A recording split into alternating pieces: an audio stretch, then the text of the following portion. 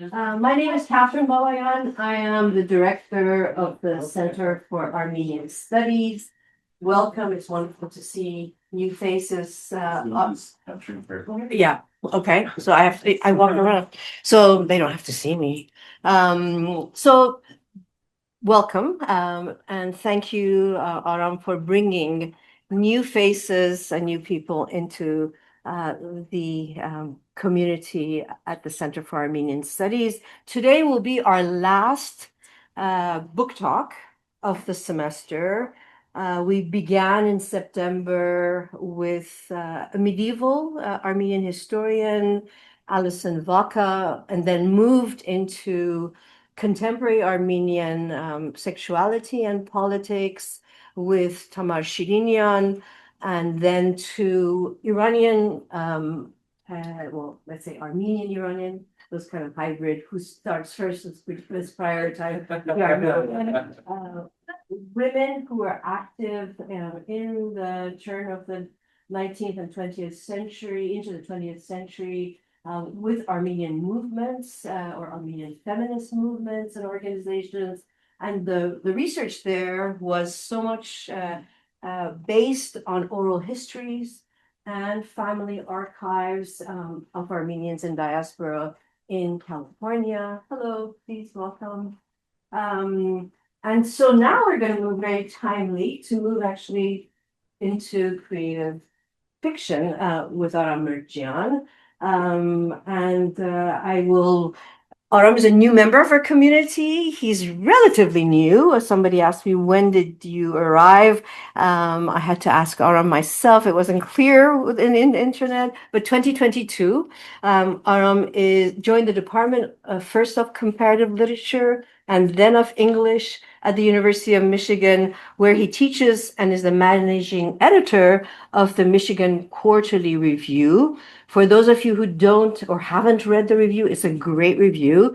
It's actually housed at the University of Michigan. It's printed by the University of Michigan Press.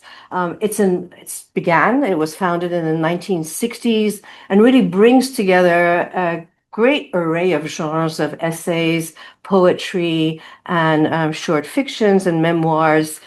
So what a wonderful job to have, Aram. But Aram is also an editor at large at the Rumpus, an online literary and cultural magazine that also publishes fiction, poetry, essays, reviews, and comics by, I have to underline, risk-taking authors. He is the past editor at large at the Chicago Review of Books, a past associate fiction editor at Guernica, and a 2022 Creative Armenia-AGBU Fellow. In addition to Aram's editorial work for these prestigious literary journals, he is a writer of creative fiction. His first novel, Waterline, fresh off the press in 2025, that you can also purchase at the end of his presentation, has been endorsed as a stunning debut.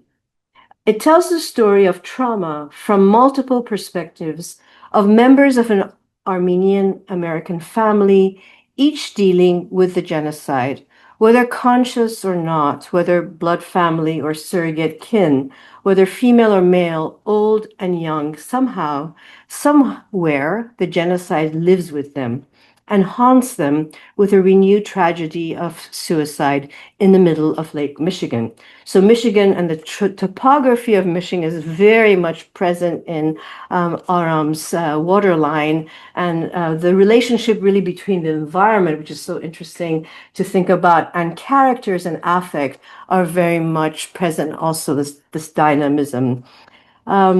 With detail that elicits a range of emotions, as readers, we are invited to enter the everyday experiences of the Kurkjian family, descendants of Grigor, the patriarch, who not only is a survivor, but a hero of Mossadegh. Grigor's progeny must live, then, with the ambivalence of a mixed legacy of heroism and loss.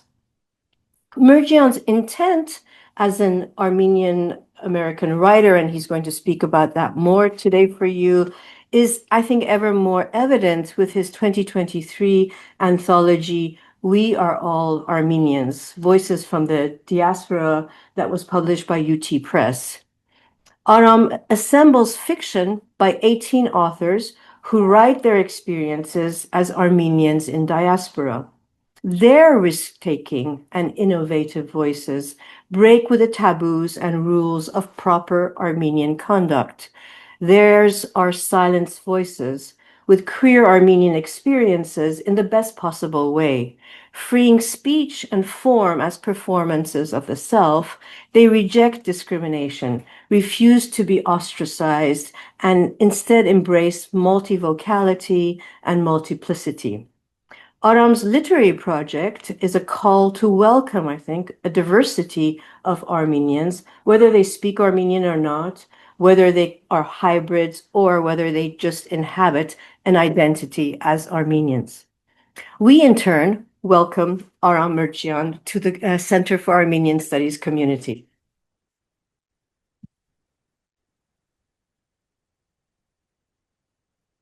Oh my goodness. Thank you for that incredible introduction. It's an honor to be read so closely and with such care.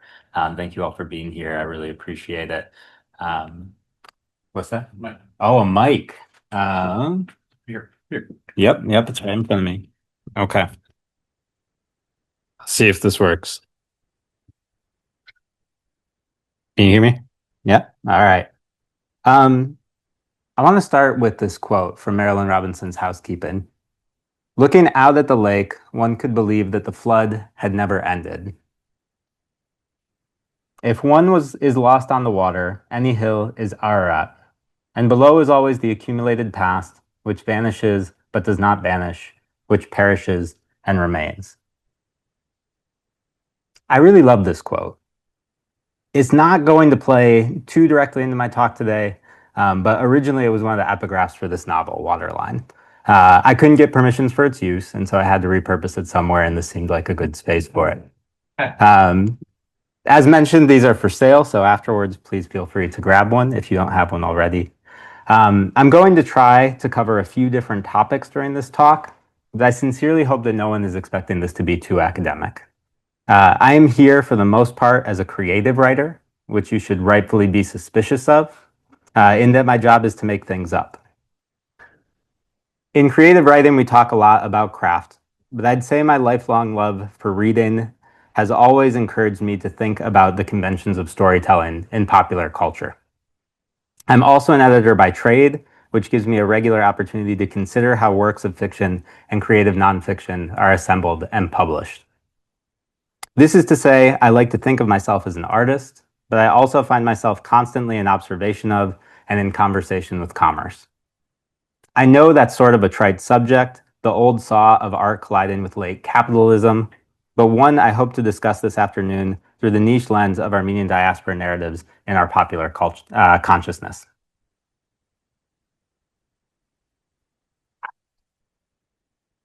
All right, see if this works. There we go. This talk intends to consider, but not necessarily answer, and I want to be very clear about that, two central questions. What are the repercussions of works of art, creative writing, films, paintings, etc., functioning as witness in the face of historical erasure?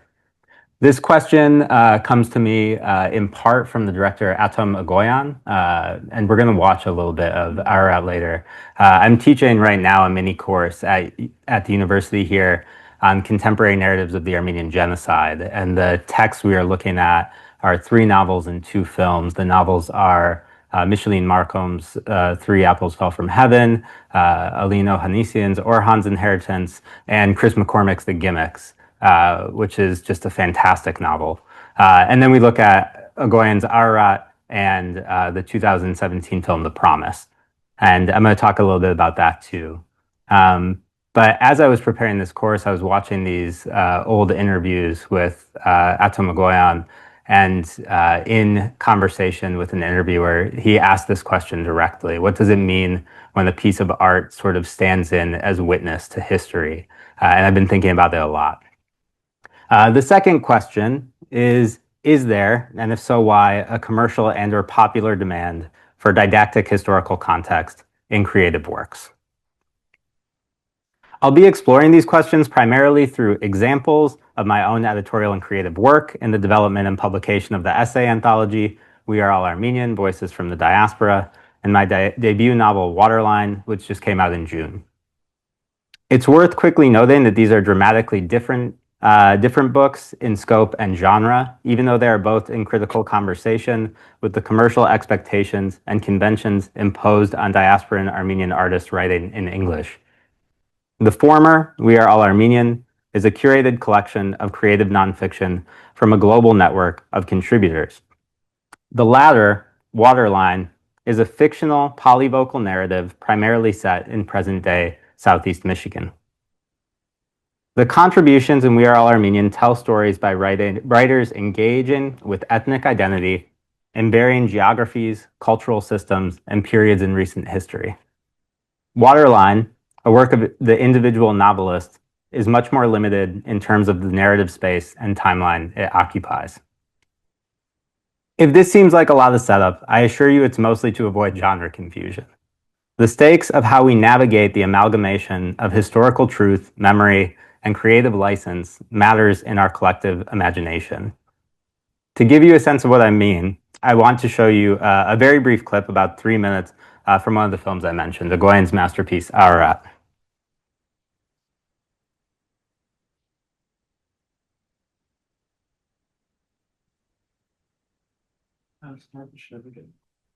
Oh, sorry. What do I need to do? Yeah.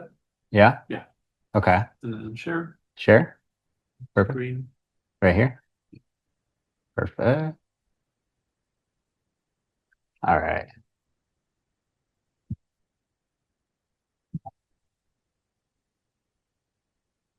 And that's a cut. Okay, everyone. Oh, thank you. One more. Everything you see here is based on what my mother told me.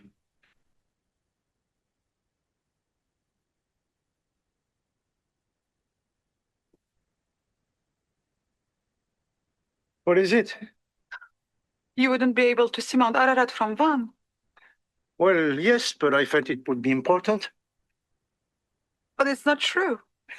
It's true in the spirit. Well, see what you can do, okay? And let me know. Okay, I gotta go. Yeah, I gotta get off.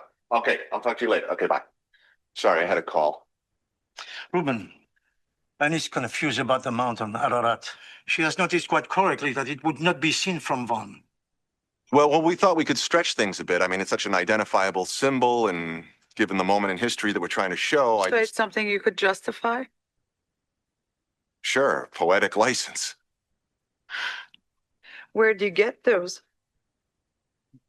Wherever you can. So that's my job? To let you feel better about distorting things? The young boy in our film gets sent by Usher to deliver a letter. He gets caught by the Turks. That's the character we'd make into Gorky. How would you do that? Okay. By April 1915, the Turks have completely surrounded the Armenian quarter. Within the quarter, inside these fortified walls, is the American mission, run by a Dr. Clarence Usher. Okay? Outside, a few hundred men armed with ancient guns are surrounded by well-armed troops with the latest in European artillery.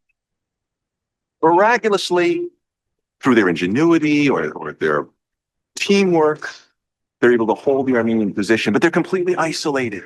They're cut off from the outside world. Usher has to somehow get word to the outside world about what's about to happen. And so he hopes that one of these boys, Gorky, will get through.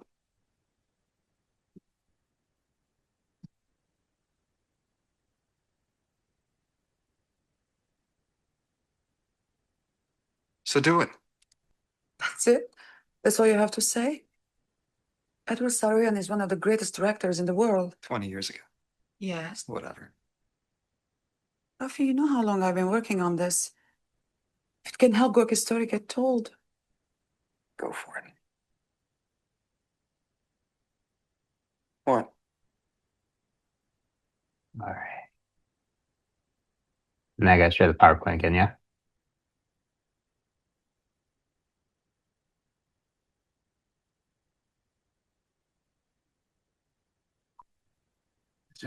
Yeah, please.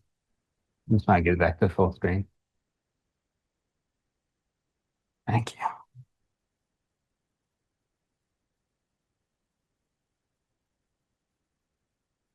All right.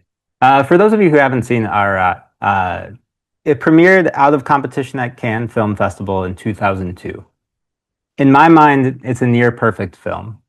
And if you're trying to contextualize what's happening in there, we have Ani, an art historian who has been brought into this movie by this director and the writer, who is a specialist in Arshil Gorky's work. And they're sort of essentially asking her, can we use Gorky as a central hero figure in this movie? Which, of course, there's no historical truth to. Other than that Gorky was present at the resistance in Bonn. Ararat is a heady and multi-layered postmodern narrative that deftly questions how our consumption of mainstream artistic works across mediums influences our perceptions of history. There's the film Ararat that we just watched as a curious audience, and then there's the metafictional film being produced under the same name. In an interview with Nitrate, shortly after Ararat came out, Mrjoian notes, go get this. Ultimately, histories are transmitted by artifacts, by cultural objects that we can appreciate. But we don't usually understand how they were made. And the decisions behind the gesture to make something and the details that define that object require investigation. That idea threaded into a larger idea of the film, which is that history is not just about telling a story. Someone has to receive it, someone has to listen, someone has to be curious and investigate. Later in the interview, Mrjoian adds, people have conflated the film within the film with my movie. I think people who should be smarter about the type of work I'm doing just can't get beyond it. The artifact of Edward's film is not truth. I think of him as someone who is a child of survivors, who has heard the stories as a child and is making this film at the end of his career. I didn't want to be ironic about his film, to make fun of it, because that would have been tonally wrong. But there are a lot of clues that there is a separation between his film and my film.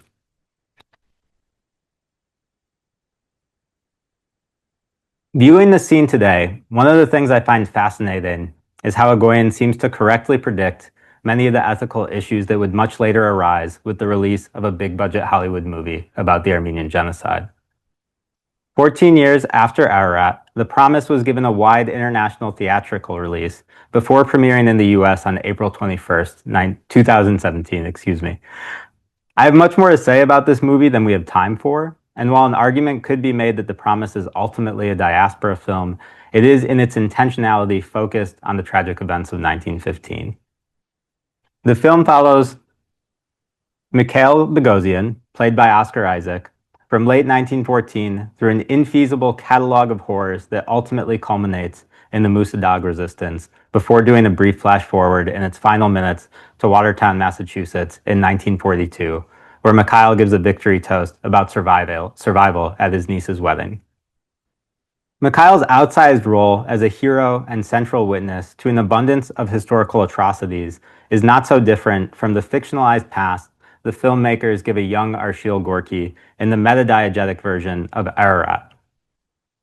In both cases, the narrative pattern of an individual witnessing numerous aspects of mass deportation, horrific murders, sexual violence, famine, and displacement become a central device for conveying information to an ignorant popular consciousness and widespread audience. The difficult question becomes, does the fictional storytelling grow to hold a larger portion of collective memory than the documented history? And does it matter if characters and timelines have been reimagined to illuminate the accuracy of a larger historical injustice? I have to pause here for a minute and say I'm going off script. after I put this slide in, I realized that it had the tagline in there, "Empires fall, love survives." And it's just, if you've seen this movie or go watch this movie, it's so melodramatic and over the top, and there's a ton of problems with the timeline. I cut about 10 minutes of talking about the timeline because it just upsets me so much when I watch it. But this idea that like World War I's going on, there's a genocide going on, but that love survives in this love triangle in this movie is just a little too much for me. Mrjoian, rightfully so, is interested in the disparity between the theoretical empathic value of storytelling and the stark realities of a historical record. He is interested in fragmentation, refraction, and the ephemeral nature of our attention. But Hollywood is interested in what stories will fill seats, and the publishing industry is interested in what stories will sell books. Sorry, I'm not there yet. Literature and film have bottom lines like any other business. For this reason, popular narratives trend towards stories that are legible, digestible, and educational. In recent years, a big part of this is backstory. In her frequently cited essay, The Case Against the Trauma Plot, Parul Sehgal, one of our premier critics working today, argues, trauma has become synonymous with backstory, but the tyranny of backstory is itself a relatively recent phenomenon. Sehgal cites everything from Marvel movies to Ted Lasso to the personal essay boom to recent literary bestsellers and winners of the National Book Award. My correlated argument, which I'll make a plug here and say I wrote an essay about this on Literary Hub a few months ago. So if you want to read more about what I think about this, you can. It's readily available on the internet. My correlated argument is that intergenerational historical trauma often takes this a step further. The horrors of yestergeneration become the exigence for present action. In other words, the entirety of a story or novel's inciting incident only exists because of the historical trauma that precedes it. This is not only true for narratives about Armenians, but also a much broader commercial expectation applying to many ethnic minorities or writers telling stories that don't fit neatly into limited American understandings of geopolitics and global history. Okay, let's backtrack a little bit. I told you I was going to talk about my books, and hopefully I still have some time to do that. I started writing this novel, Waterline, in 2018. Shortly after I moved to Florida to begin working on my PhD. Around this time, I was also pitching and writing a lot of essays because a graduate student stipend will only take you so far, and I needed to make some extra money. And to be clear, essays don't make that much extra money, so a little bit here and there. But fall 2018 was the first time I was really trying my hand at writing and publishing creative nonfiction. And whether by means of convenience or curiosity, I started writing about what I jokingly refer to as the Armenian stuff. Ethnic identity, literature by Armenian American writers, etc. By 2020, I had published a few of these pieces in outlets such as Plowshares and Longreads, but I noticed a pattern. It seemed every editor wanted me to offer a paragraph or two, providing some historical context for the Armenian genocide. This was a history I was well familiar with and often didn't find a need to summarize in the larger architecture of my work. By then, I was also in community with a lot of other writers of Armenian ethnicity who had come across my work. From our conversations, I discovered this editorial pattern was not something I was experiencing in isolation. We Are All Armenian was born from one central question. What would it look like? What would it be to curate a book of essays by diasporan Armenian writers without the constraint of having to summarize and commodify our history? The only direction I gave contributors was that they could write about Armenian identity however they chose to, with no expectations about subject matter. If you're curious if this pattern remains 5 years later, I must tell you that I visited an editing and publishing class at Michigan State last week, and after my Q&A, I was talking with a young Armenian writer who was about to publish one of her first essays. The essay is about her grandmother. She told me that she was mostly interested in writing about her grandmother's later life, but that the editor she was working with had directly asked several times for more about her grandmother's family surviving the Armenian genocide. You can imagine how this kind of feedback, especially given to an undergraduate, someone at the beginning of their public writing career, might come to limit the borders of their imagination and creative output. We Are All Armenian went from idea to fruition from around March 2020, right before the pandemic, to March 2023. During that time, I was also drafting, workshopping, and heavily revising Waterline in hopes of publishing the novel. From when I started first poking at the novel back in 2018 to today, the reader feedback at different stages has been wide-ranging, but I wanted to share a few of my favorites. This is from the first literary agent I queried. The manuscript should be revised to give the reader a stronger sense of the sweeping history. This was something I was really excited to hopefully work with. I had queried them. They got back to me within a day and said, send me the full manuscript. This sounds interesting. And then got back to me very quickly with this note. Once I had found representation, I found similar feedback from editors at publishing houses. This is an example from a large one, an editor who had brought this to their marketing and publicity team to talk about the book more widely. I shared this widely with the team here. However, we all felt that there was something missing in the execution and in the connections between the family's past and the present that created a sort of distracting distance when reading.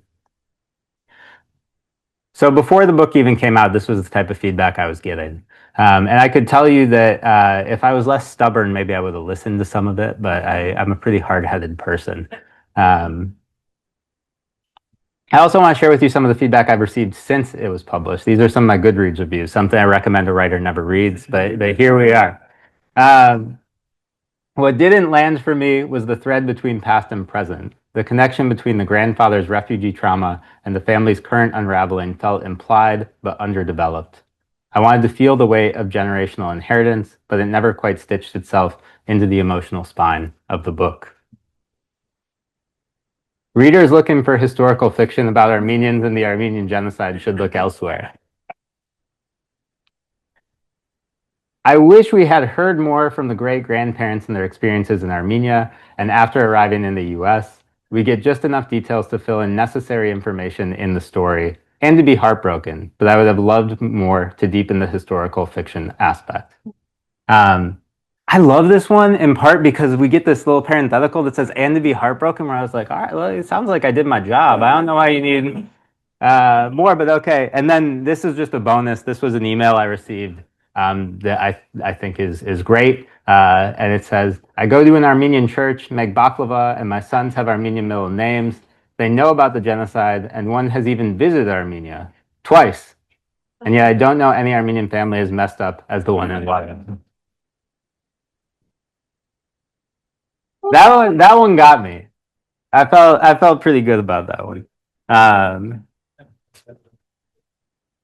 And there's something to be said about I read this and thought well, I could respond and explain how all Armenian families are different and how families are different, that there's stuff to be considered about place and culture and the fragmentation of cultural identity and ethnic identity and all this stuff. And then I just went nah, it's fine. I'll let her go back and just believe that I am thinking about that deeply, and then I'll go to church on Sunday and make up for it.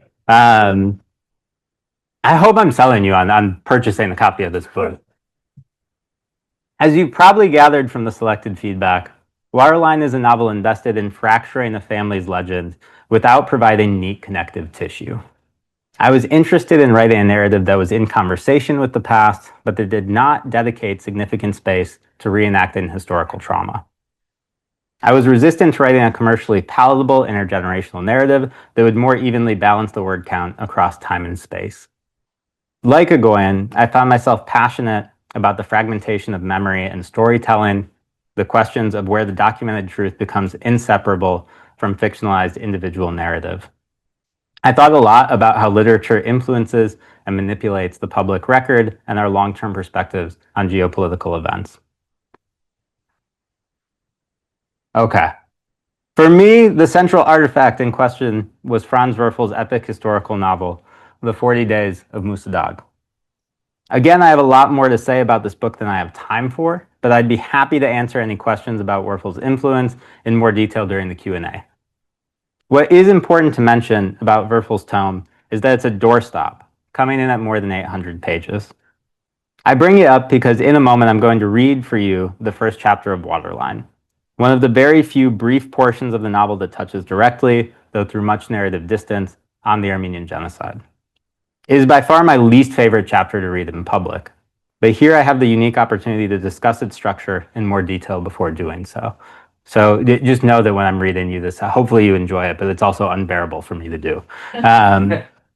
What I attempt to do in this chapter is take the entire plot and narrative timeline of the 40 Days of Musadag, again over 800 pages, and condense it into about 8 pages, based primarily on my memory of reading the novel. My artistic intention was to minimize the space occupied by the recreation of historical trauma and to ensure such scenes totaled less than 10% of the novel's total scope.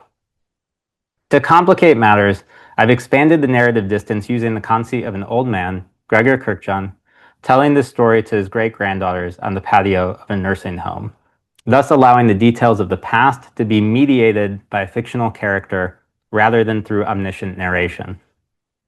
In other words, I want the reader to question whether Gregor's story can be taken at his word and wonder what embellishments have been established over decades of retelling.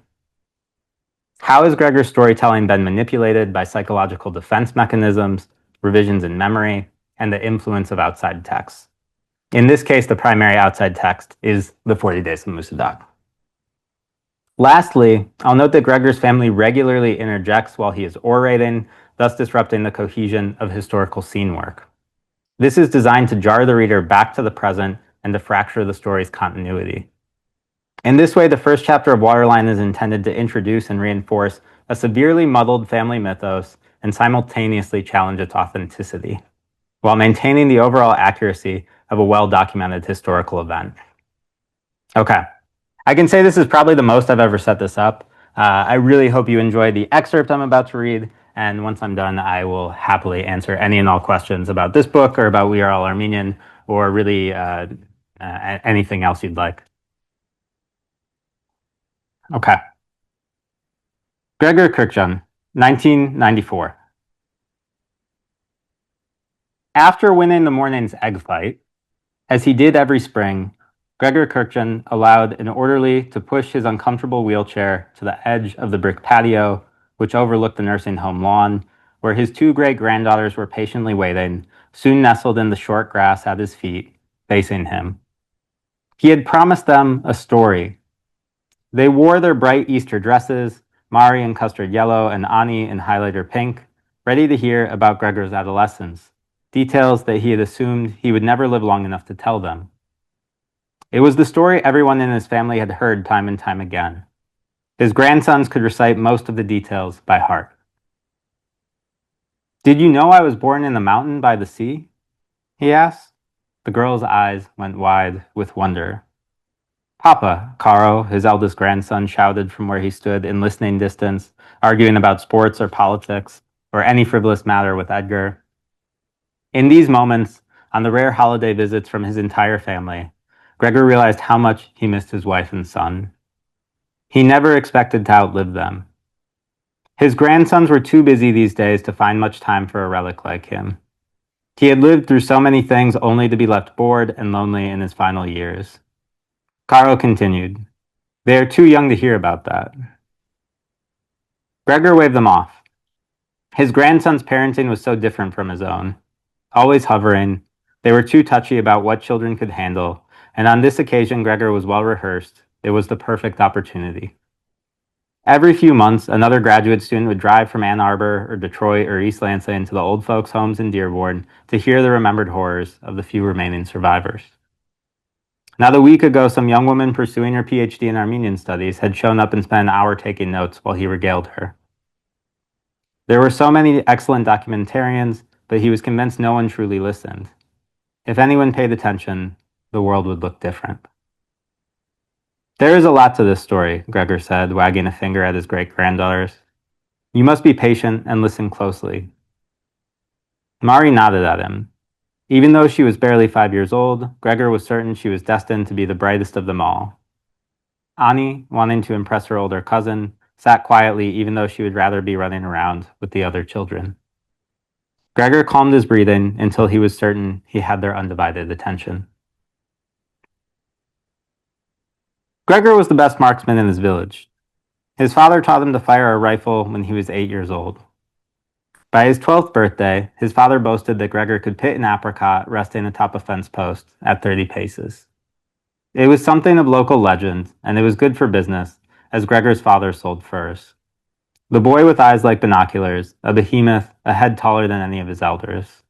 He was lanky in his early years, but as Gregor reached adolescence, he built brawn from mornings out hunting, days of hard labor around his family's farm, and evenings showing off his strength playing games with other boys on the steep, uneven terrain.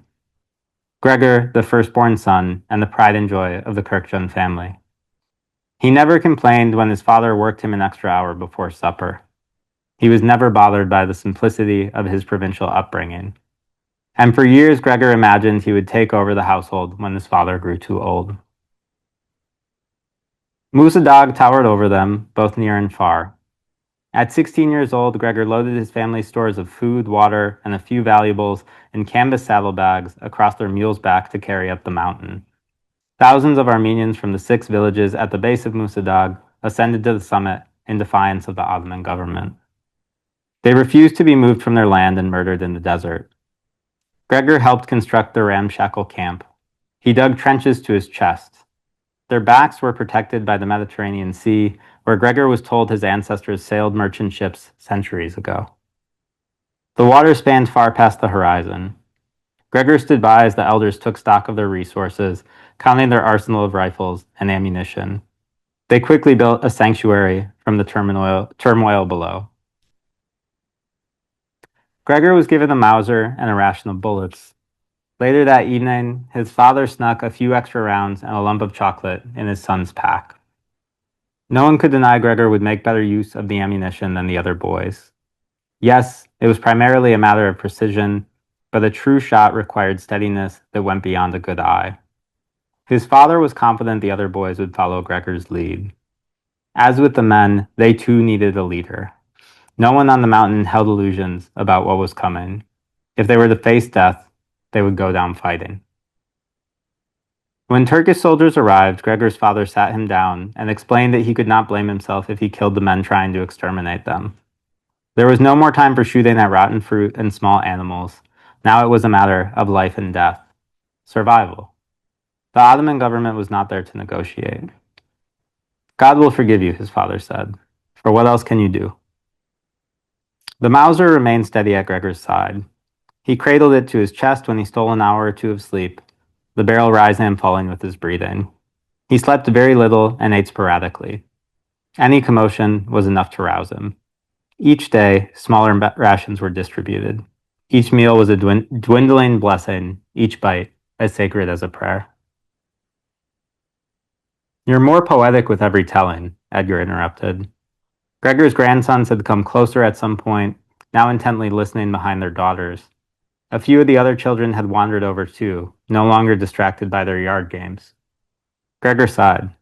Some respect, please. Even in his old age, Gregor lost himself in the scene, still full of that thunderous adrenaline. Musadag was their last stand. Edgar raised his hand in an exaggerated apology. Days turned into weeks, and soon more than a month had gone by. Gregor thought the hunger was the worst of it, a lingering, painful way to die.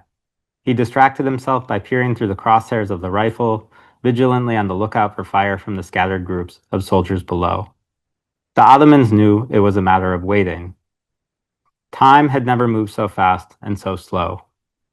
He listened as the older men gathered and discussed their next move, only to realize there was nothing for them to do. After 50 days had passed, the Armenians on Musadag had to face that their remaining time for rescue was limited. In the moments Gregor was not holding his position on the front lines, he wrapped his mother and younger sisters in his burly arms, though his limbs were skinnier now, even gaunt, since they'd first ascended the mountain. His family felt small and bony in his embrace. Starvation, Gregor told the small crowd, ignoring the concerned expressions of a few parents, was what for decades what his people would become known for. Each night, Gregor stayed awake for more hours so that his father could rest. Once a crack shot himself, his father's eyes weren't what they used to be. Gregor was now the marksman in the family. Not a bullet could be spared, Caro whispered before his grandfather reached his next line. Mari turned and glared at him in disappointment. She turned back, eyes full of wonder, and hung on every word. Soon the Armenian stores were fully depleted. No rations to offer even the children. Thousands of hungry bellies. An army of undernourished souls. 6 villages worth of desperation. The mountain was barren. The mountain was all they had. The mountain was nothing more than a pile of rocks, lifting them a step closer to what awaited after their ultimate earthly demise. But Gregor would not give up. His father, too weak to stand, curled among coarse wool blankets with his family, the furs long since abandoned.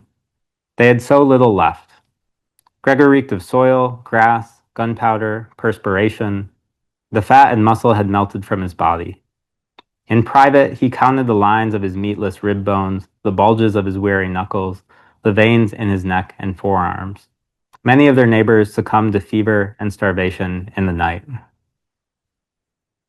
In one last desperate plea, the camp hoisted 2 banners facing the water, a white flag beckoning for help from the sea. And like a prophetic miracle, a warship appeared in the distance, charging toward the shore.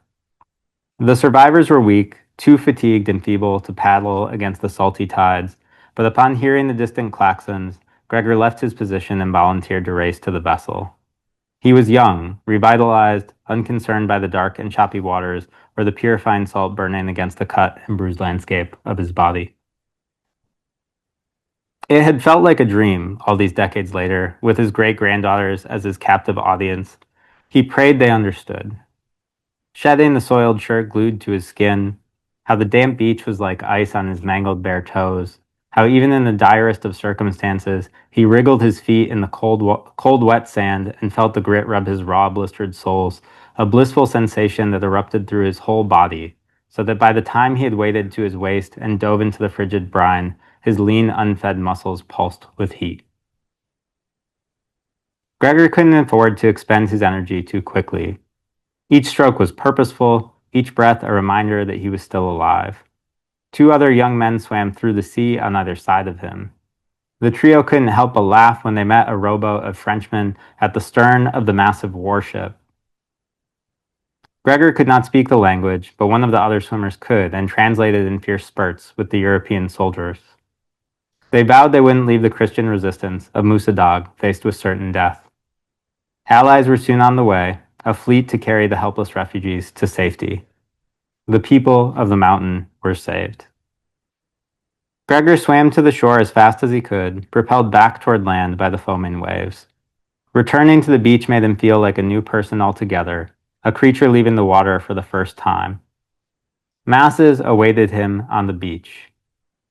To the boats, he said, a delayed reaction, hundreds of hopeless men, women, and children too weak to move, until they realized they were rescued and leapt into action, their weary bodies renewed.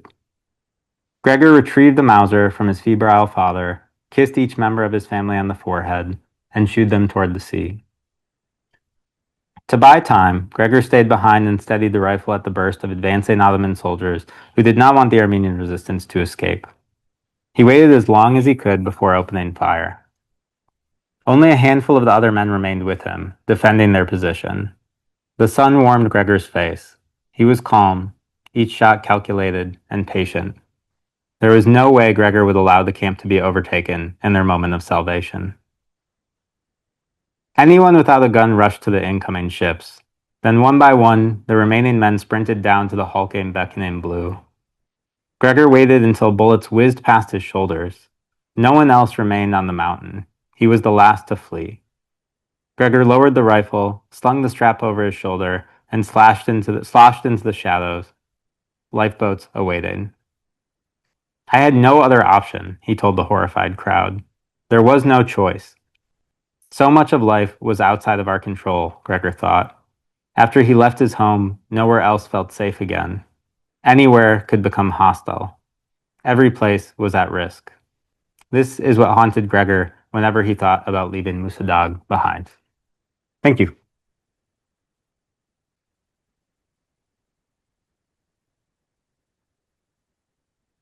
Thank you, Aram. Of course, I'll happily take questions. And you take your own questions. Yeah. Please.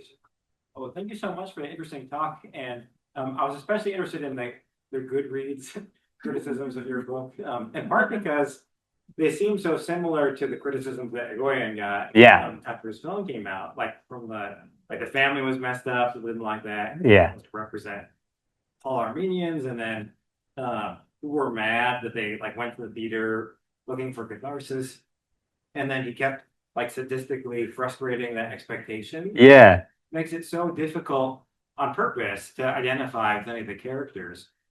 And so I was kind of wondering, does sort of that desire to frustrate easy identification work for you as a strategy? And your work, I can see in the nonfiction for sure.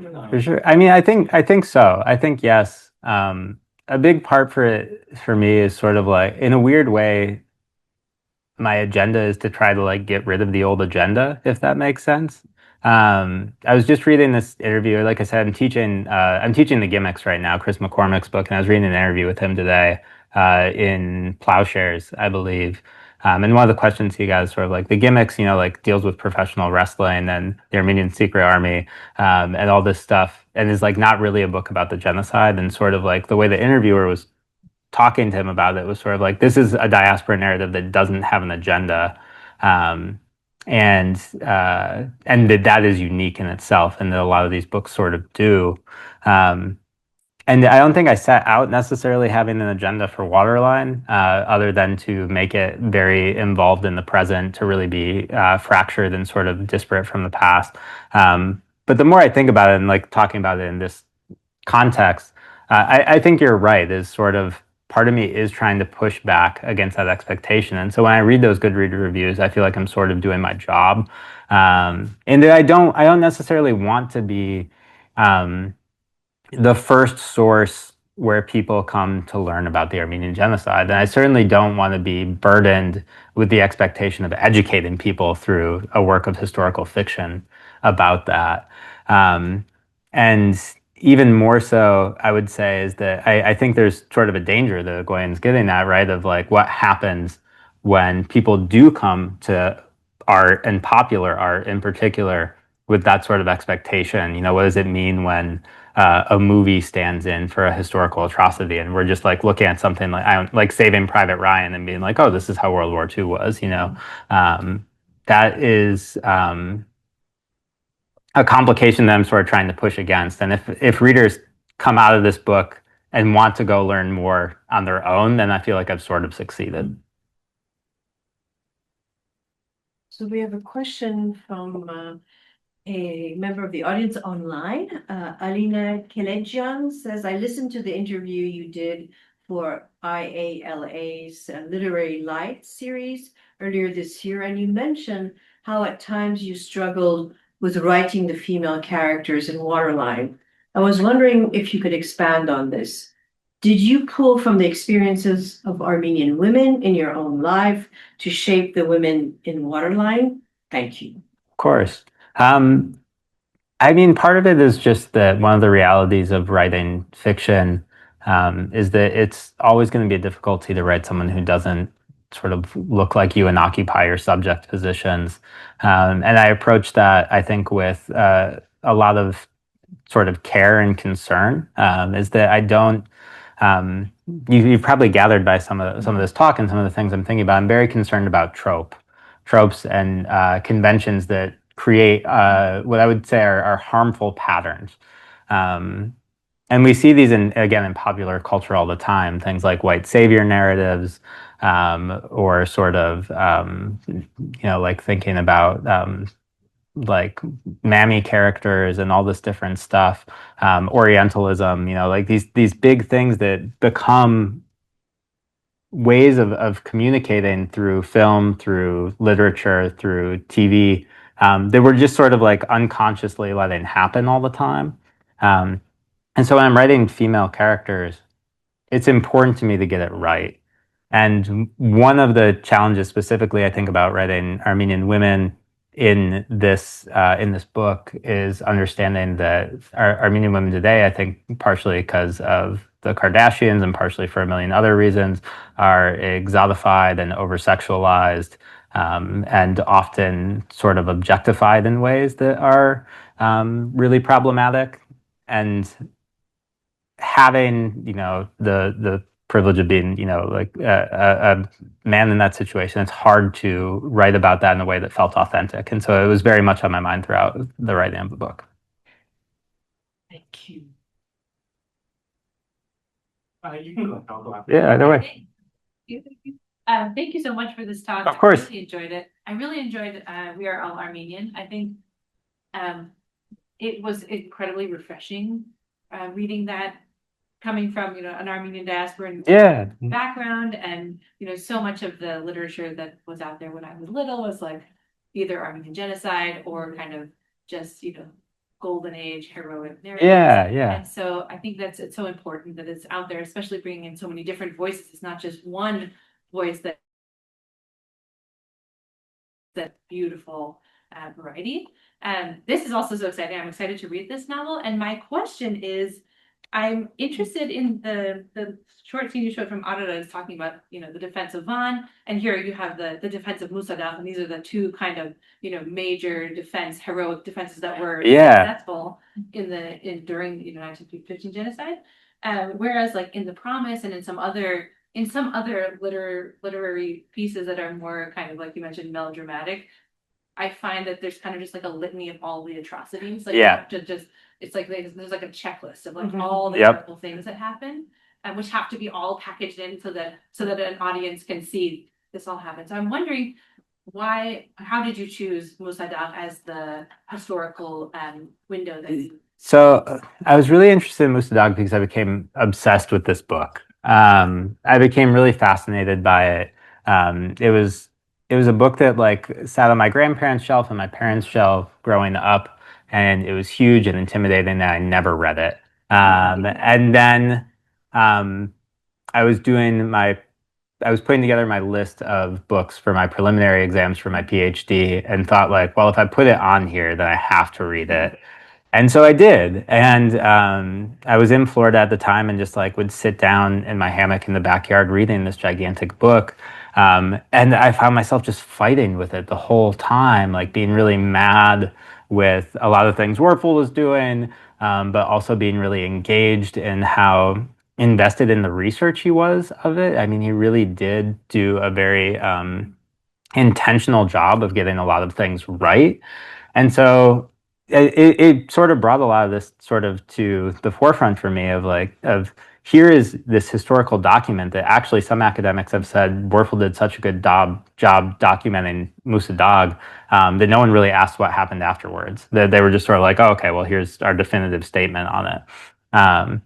Where at the same time, you have this hero character, Gabriel Bagradian, in it, who is sort of considered like intelligent and a leader because he's been to Europe, but then also comes back to Musadag and falls in love and has this affair with an Armenian woman because of some sort of like weird ethnic like allure that is supposed to just like be instinctual. And so there's all this stuff happening in this book, and by the time I was done reading it and really engaging with it, I was sort of like, well, this has to go in here, sort of the same way that Mrjoian is putting the fake Ara into his movie. Is sort of, by then I had decided I want a lot about this book in there, and a lot of it's going to be only 10 people are going to get it. Like there's a lot of things in Waterline that unless you've read this novel, that some of those jokes aren't going to land, or they're just going to go over people's head. They're not going to think about them. So there was that. And I think resistance has an interesting place in our popular imagination. Even going back to The Promise, I mean, The Promise is exactly what you're saying, this catalog of horrors. And I have a little bit of time, so I'm going to talk briefly about the timeline, which it's exactly what you're saying. Mikhail Bogosian, our protagonist in The Promise, witnesses the rounding up and murder of intellectuals in Constantinople in April 1915. He is also somehow at the Musadag resistance in July 1915. In that time in between, he is sent to a labor camp escapes a labor camp, hops a train full of Armenians being deported, they're starving, somehow is given a mule, goes back to his hometown where he is married to a woman he was betrothed to. They go out into the woods and live comfortably in a cabin where she gets pregnant and has enough of a difficult pregnancy that they have to go back. At that point, after leaving his pregnant wife with his family, he goes to an Armenian orphanage where he sees all these Armenian orphans that have been displaced. They're there with an American missionary, and then is supposed to go get them out of the country, but stop by back at his village on the way there, where he finds the entirety of his village and his family slaughtered, including his wife, who has been, eviscerated and his unborn baby pulled out. And that all is supposed to happen in a 3-month period. So this guy, this hero is witness, in 3 months travels all over to witness all of these different atrocities. And in a completely, just like unfeasible biological timeline, marries, gets a woman pregnant, has a baby that is big enough to sort of have this horrific ending.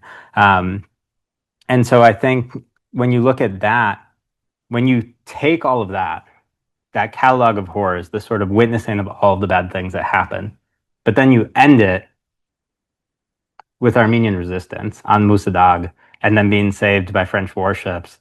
And then a really quick flash forward to 1942 at Waterline, Massachusetts, where Mikhail says like our survival is our revenge. Like he's looking out at his niece's wedding, and there's all these Armenian orphans there at this wedding. And he's going like, and I know your parents are here, and I know your parents are here, even though they all were massacred.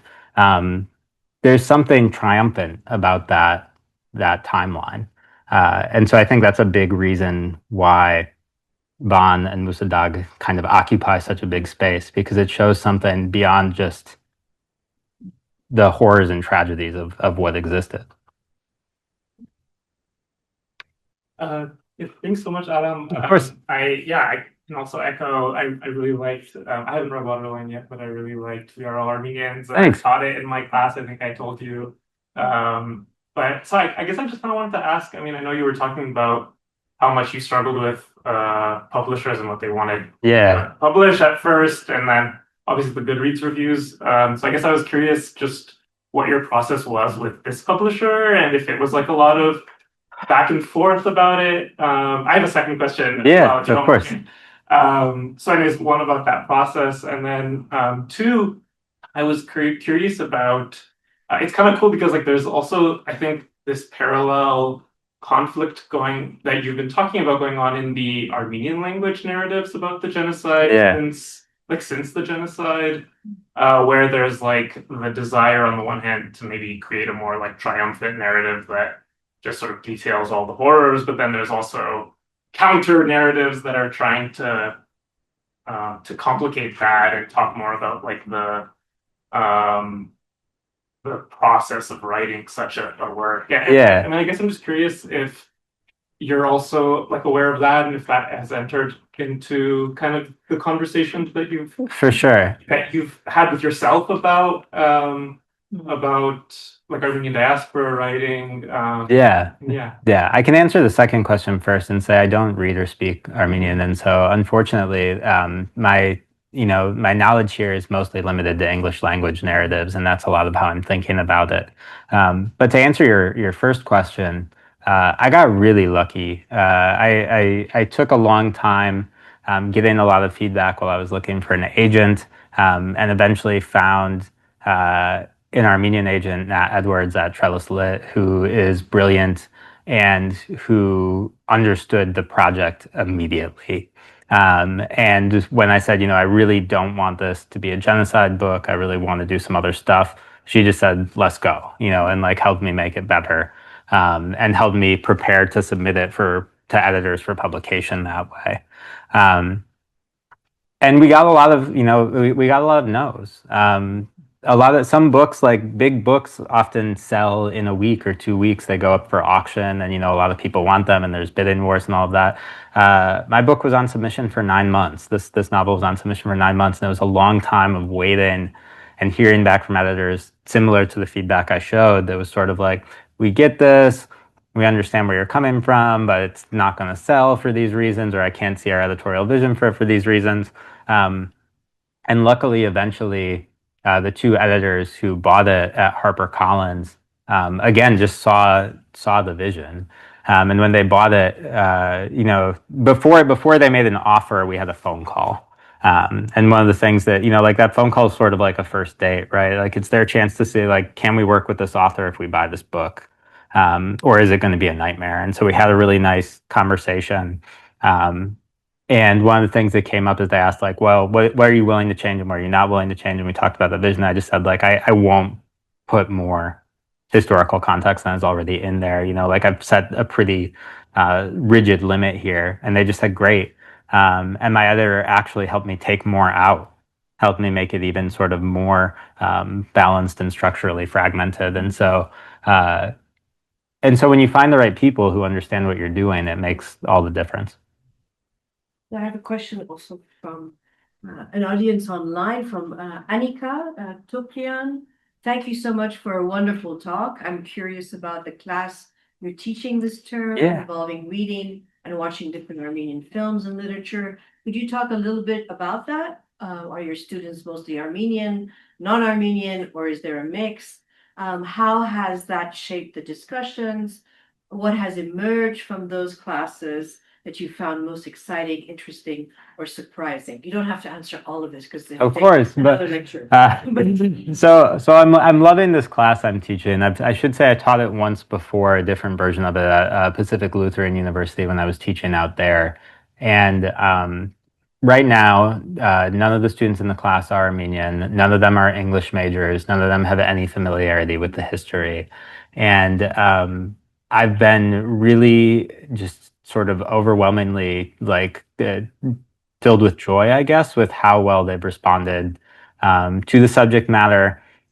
We started the semester with Micheline Markham's Three Apples Fell from Heaven, which, for those of you who have read it, entirely takes place during the genocide from 1915 to 1917 and is full of violence, just like murderous violence, sexual violence, scatological sort of humor, just really horrific stuff that is sort of lyrical and fragmented, and overwhelmingly difficult to read. And I had just given these students at the beginning of the semester, I said, I'm not going to give you content warnings for reading throughout the semester. Like we're engaging with texts about genocide. Like it's going to be really difficult. And here are some of the themes you can expect. And they just said, okay, we'll run with it. And for having no knowledge, I was really worried that it was going to be difficult conversations. And instead, they really sort of have understood what I'm trying to do and are interested in structure. A lot of them have been thinking about storytelling in ways they've never thought about before. A lot of them are thinking about character development and what it means to sort of be a flat character in a work like this, like never before. And they're sort of like getting the question I'm asking too about how these texts, these contemporary texts that have all been published or released in the 21st century, are sort of navigating this line of being art that is also informing an audience that maybe is unfamiliar. And they've just done a great job with it. And so it's been a really exciting class to teach. It remains one that I keep sort of like, it unravels me every time I teach it. Like it's amazing when you sort of take 3 books you really love and 2 movies you really love and start all of a sudden seeing how they all connect, and then revisiting them after months away. It can do a lot for the mind. So I hope that sort of answers that. Let me take the prerogative of being director and ask you a question now. Please. It's not really a question, it's really a comment that I'd like to hear your thoughts on it. I mean, this relationship and the porousness between truth and fiction is so important today, right? I mean, it's all around us in the sense that the malleability of truth, what is truth and what is not truth, is something that circulates in our environment. And so, of course, it makes your work even more resonant and important as far as the kinds of stance that you take. But I'm, thinking from a perspective as a historian, oftentimes what's also happening with the publishing world, so this is what's happening today, is a longer has a longer history to it. And our publishers don't want us to have footnotes. Yep. They want us to be able to write in a way like a creative fiction writer, right? So Yep. those disciplinary lines, and then the lines of what is reality and what is the past and what is fact and evidence, right, is disappearing, right? Yeah. So how do you as a creative fiction writer who doesn't want to write historical fiction? Yeah. Right? Yeah. It's a hard question. And I do think, we're at a moment where media literacy is sort of, dissolving. And I was reading something the other day, I can't remember the source, that was talking about how screenwriters are actually making movies and TV shows where the plots are easier to follow because so many people are second screening. They're sitting there on their laptop or their phone on TikTok or whatever and just have this on in the background. And so it has to be that whatever plot is unfolding is easy enough to follow while you're distracted doing something else. And then, as an educator, I've just found over the last few years how susceptible students are to AI and sort of the, misdirections of AI in citations and historical accuracy, all of that. And on top of all of that, the internet has just sort of become this place where anything can be said, and a lot of it's hard to fact check. Combine that with social media literacy, and it really is a messy thing. And so I haven't known how to tackle it. And there is, at times, I'm questioning myself all the time. Is I think the answer I'll give you. I did an interview with the local NPR station when the book first came out, and we started talking about Palestine. And one of the questions that the interviewer had sort of asked me is like, looking at the book now, you started writing this in 2018, now it's 2025. Like, do you still feel that not incorporating that much context for the genocide it works? And I said, I'm thinking about it differently than I was 7 years ago, because I think the understanding of some of these things has changed even in that short amount of time. And again, I don't want fiction to necessarily be an educational resource, but also there's always a question of how are people actually finding good information. And if we can't do footnotes, if we kind of need to constantly be narrativizing everything to be more digestible, more engaging, what are the risks of that? I don't know if I know a lot of people in the audience here are academics and invest in this type of stuff, but I remember being shocked finding out in graduate school that like nonfiction books you find on the shelf, most of them are not fact checked, and that when they are fact checked, that it's in fact something that the author usually pays for.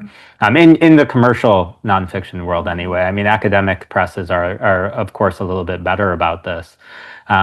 But that's remarkable, right? That you go into a bookstore and pick up a new biography or a work of nonfiction that's really popular, and that in fact the publisher likely has not paid someone to verify that it's all correct. Thank you. Of course.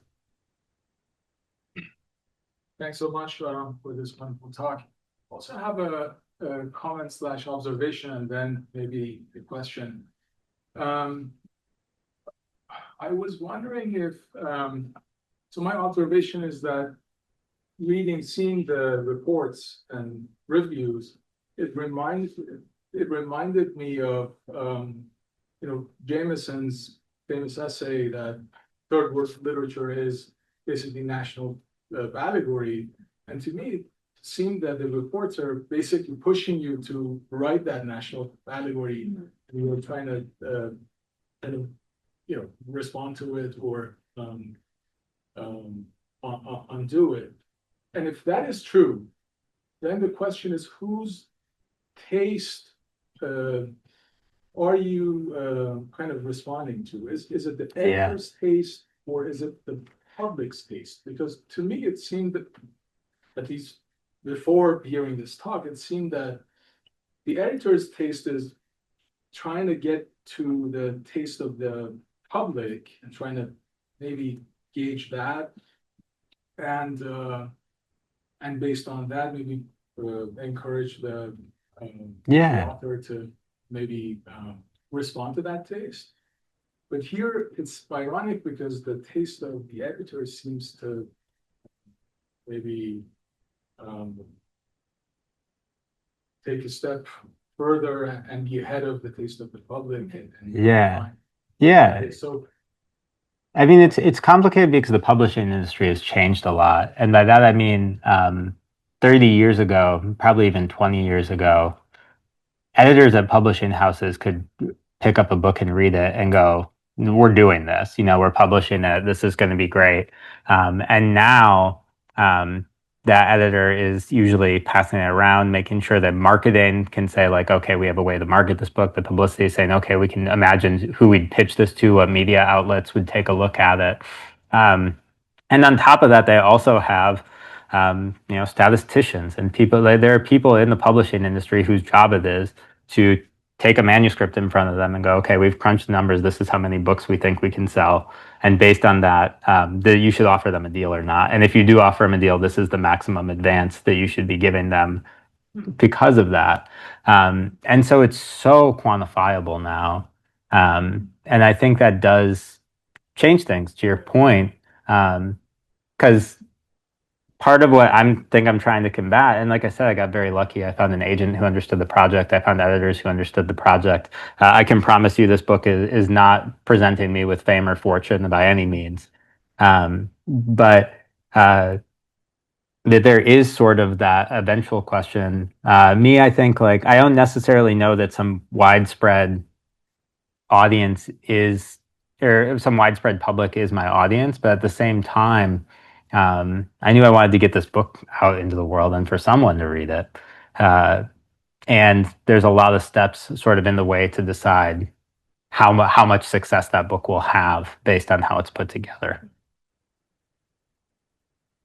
Does that sort of answer your question? I feel like I'm evading. Yeah. Can I just ask one more question? Please.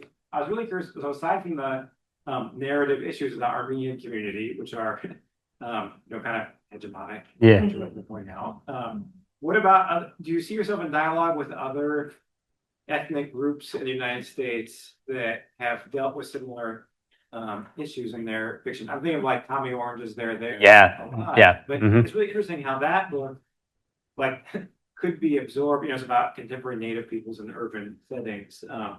It doesn't also go into the past so much, but there's something that allowed that book to be absorbed maybe in a different way than your book. And I'm just wondering, have you thought about? Well, I'll say I'm immediately flattered by the comparison, because I don't think this book would exist without Tommy Orange's There. It was sort of a fundamental text for me in reading and thinking about how to structure this and some of those questions you're asking. I think Orange does such a good job, right, with keeping to sort of an urban contemporary Native population and hitting on the past and like challenging some of the historical narratives without necessarily engaging an audience in a way that would allow them to say like try and learn from it in a way that wouldn't require them to go do their own research. And so I'm very grateful that book came up. Now I'm forgetting where the question started. Well, I'm just not really. It's open-ended. Yeah. Like how much do you see yourself in dialogue with those other communities? Oh, yes. Also, I think a lot. Armenianness, but well, I think so strongly. I mean, it's like another different kind of potential. Yeah, I think part of it is just a lack of historical understanding by most Americans anyway. But that's the case for so much of history. I made this point in the paper is I don't think this is unique to Armenian diasporan communities. Anthony Vaisna-So's short stories. He's a Cambodian writer, part of the Cambodian diaspora. I remember in one of his short stories, one of my favorite lines from his short stories that gets quoted all the time is one of his characters says, "Dad, you can't keep using the genocide to win arguments." And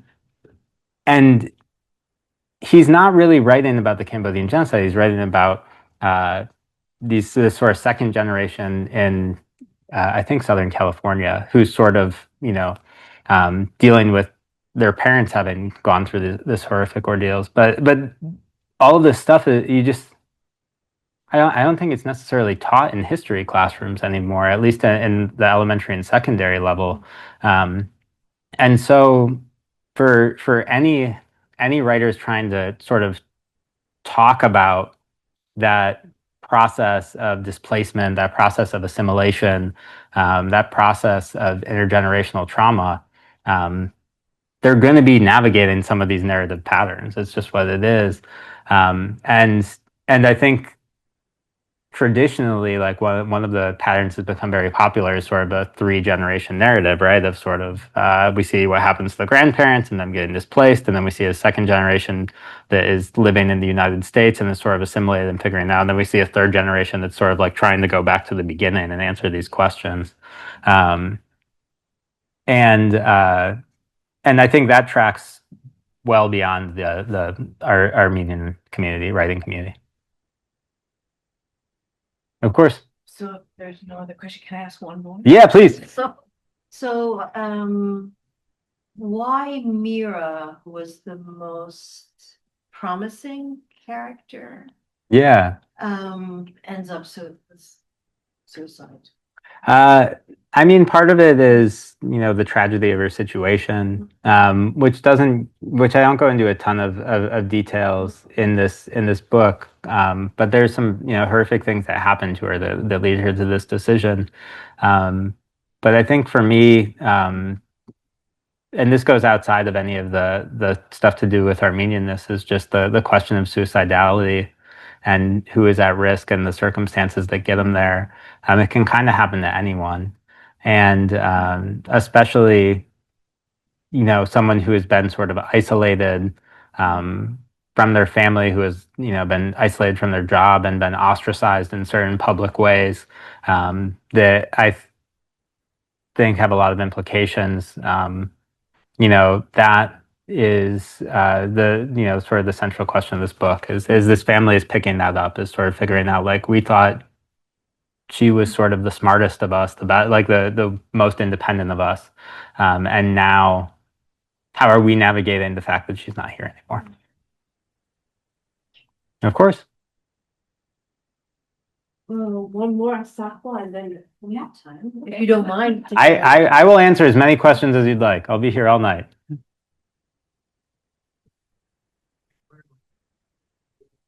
That's okay.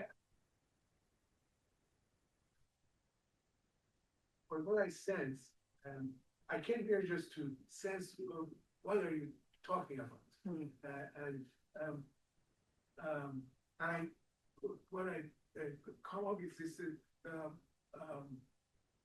actually Armenianness, like resisting, you get all these reviews.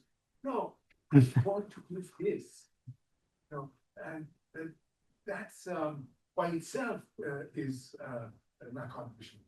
And thank you. Just for that, I would buy it.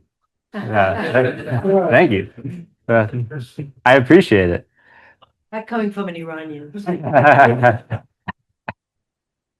Yes, I just can't get over that email you shared with us about, and I make baklava, so I have. Oh, it's so funny, right? To say that yes. I'm critiquing you because I'm. Here, we can go back. We should. This is like too much. And my sons have our middle now. Yes. Probably not first names. Maybe not last names. But yeah. I think it's it's okay. Like I said, I sort of read this, and my first reaction was to be like, oh, she's missing the point. But then I thought, well, you can't control the sort of criticism of your own book. It's an object that's out in the world and it just exists on its own, and people can read it however they want. What's interesting is I kind of love that this reaction was to Waterline, because it made me think a lot about We Are All Armenian and the reason I did the book to begin with. And part of it was for this exact reason of highlighting voices that maybe aren't part of the Armenian church, that aren't making baklava at home, that maybe don't have an outward facing Armenian name, or that have never visited the country. And We Are All Armenian was partially to sort of think about like, well, what does this community look like when it's more inclusive, when we don't kind of allow ourselves to be pigeonholed into such easy definitions. So then getting this kind of response to the novel, in some ways delighted me, because it is trying to pigeonhole into that sort of, very traditional, tropic, conventional definition. Like I'll say, like the family in the book has its own stuff, but I think that any Armenian family can be as messed up as any other. So, please. This is more of a kind of maybe shared frustrations as well. I work on diaspora narratives, and I find it frustrating that we used to have more like higher expectations for leaders. I, in a class, would be forced to read 18th century Vermeer and to understand French history. Yeah. And nothing about French history. And regularly in literary works, allegories are mentioned. The Bible, I don't know the Bible, but I'm expected to know when I read it. Right. I feel like from your chapter, I haven't read the book yet, I can already get a lot about the Armenian genocide. Mm-hmm. So I don't know why there's always an expectation for maybe peripheral genocide histories to have to provide its audience evidence when they can look for it themselves, because there's so much of it out there. Yeah. So I guess it's just, shared frustration. Of course. But yeah, I think a lot of people just want to sort of be, I don't want to say spoon-fed things, but they do. They want to be walked through and told how to feel about something.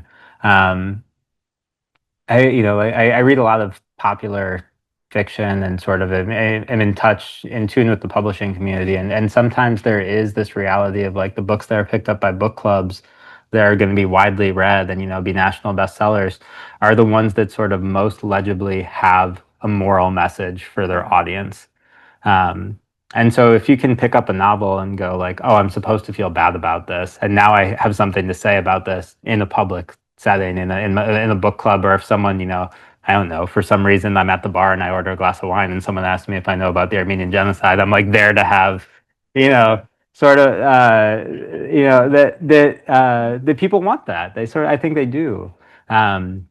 It is, I think you're right that it is hard sometimes, in class. This is sort of unrelated, but a few semesters ago, again at a different institution, I was trying to teach the essay collection White Girls by Hilton Als, which is a queer Black theater critic writing these really interesting essays, in some cases about white girls, not all of them, and they're very difficult and they're very dense. And my undergraduate students just kept coming to class and saying like we couldn't get through the reading, and I just could never imagine saying that as an undergrad.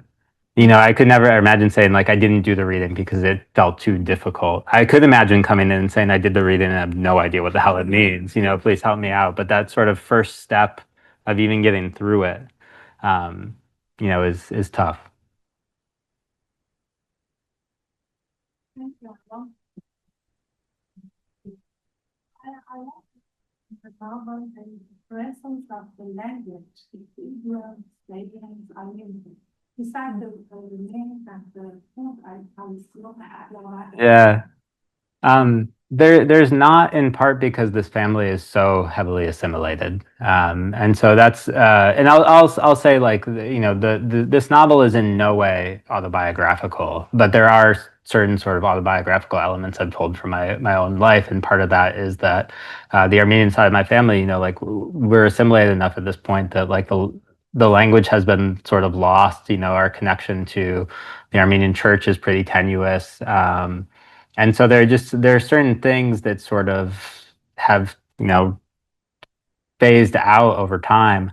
And I wouldn't want to I feel like if I put them in here, it would sort of be disingenuous. Like it would be me sort of trying to like reinsert certain cultural aspects that are not necessarily present in my own day-to-day life. And so I was hesitant to do that. And especially like I always kind of wince a little when in a work of fiction you come across a word that's italicized because it's not in English, and we're sort of supposed to like recognize that it's not in English and then like, you know, do the work of solving the puzzle around it. And so I was hesitant to do that. Please. For your first book, We Are All Armenian, it just occurred to me, wanted to ask you, you had a vision for see a future where you might have another anthology of essays by a different or same one. It's such a good question. And I can tell you that putting together an anthology with an academic press while I was doing my PhD coursework and dissertation convinced me to never do it again. I was so overwhelmed and exhausted. The question's been asked a couple times since We Are All Armenian came out in 2023. And I've encouraged others, and I will encourage all of you, if anyone wants to do a sequel, I will sign off on it. You can have it, you can do it. Like, I would love for another editor, or what I would recommend is I edited the anthology myself. I think like 2 or 3 editors, more of a team, could do a much better job on a project like that. I realized this afterwards, you know, this is sort of, you know, hindsight. But I think there should be another one. I just don't have the sort of creative energy or willpower right now to do it. And so I'm hoping that if someone else wants to take it on, you know, I'd happily write a blurb for it, or, you know, whatever. Thank you. Thank you. Yeah. It just really expanded my mind so much. I appreciate that a lot. Thank you so much. It helps me just, you know, my own identity, thinking different ways of looking. Well, on that wonderful note, Yeah. let's thank you and Thanks, y'all.